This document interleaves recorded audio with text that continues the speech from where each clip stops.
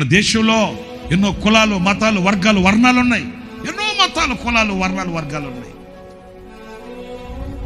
కానీ ఎదుటి మనిషి కొరకు, సమాజం కొరకు, నేను పుట్టిన భారతదేశం కొరకు, నేను పుట్టిన గడ్డ కొరకు కడుపు కట్టుకొని, నోరు కుట్టుకొని, కడుపులో కాళ్ళు పెట్టుకొని, కన్నులు కార్చి, నేను నడుము బిగించి ఈ రోజున పానార్పణముగా జీవితాన్ని అర్పణగా పెట్టుకొని ప్రయాసపడేది ఒక క్రైస్తవుడేనండి. నశించిపోయే ఆత్మల కొరకు, నిత్య నరకాగ్నికి దిగజారిపోయే ప్రజల కొరకు, అపము శుభము ఎరుగని ప్రజల కొరకు కడుపు కట్టుకొని కన్నీళ్లు కార్చేది ఒక క్రైస్తవుడే.